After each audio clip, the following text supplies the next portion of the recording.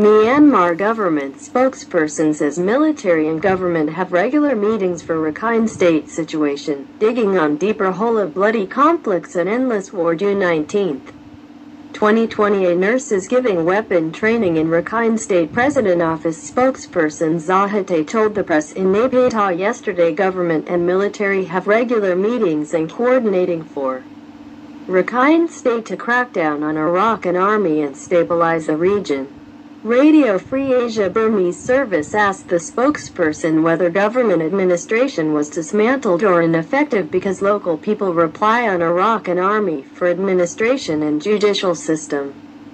After AA declared it would control the state administrations, the government spokesperson said military and government hold regular meeting to handle Rakhine situation and stabilization. He said the administrative situation in Rakhine State was a bit hindering but not that worse. He said government and military is conducting the best effort of shifting counter-insurgency operation to counter-terrorist operation in which existing laws and standards are being applied. AA spokesperson Kintu Ka said Rakhine people do not want the Burmese administration at all, and it is better to leave for Rakhine people. Myanmar military is pushing Aung San Suu Kyi government to hand over power to military to manage the Rakhine State. The military spokesperson openly told the media if government did not impose tougher measurement over the administration, AA would take all over.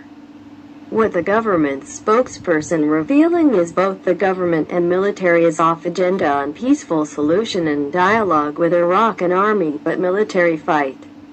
Local analysts said the administration dispute is power struggle between the military and the elected government, which one should have more power in Rakhine State by giving reason of Rakhine army.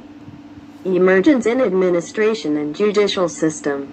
In fact, the military is intentionally dismantling the administration in Rakhine by arresting and prosecuting the village and ward administrators.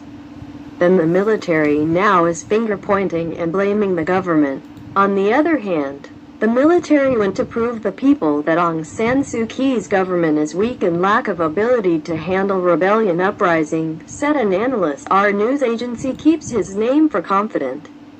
He said, Aung San Suu Kyi is not free from the guilt of devastating in Rakhine as well as heavy toll of civilian casualties since she has been following and supporting the military for aggressive military operations. She even praised the military as bravely fighting against AA.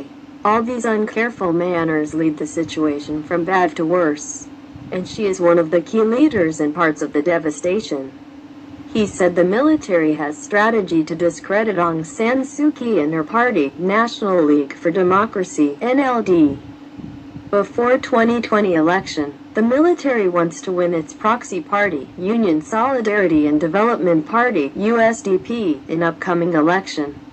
The analyst said for the military, Rakhine State situation of civil war and of Muslim refugee repatriation is a good weapon to use.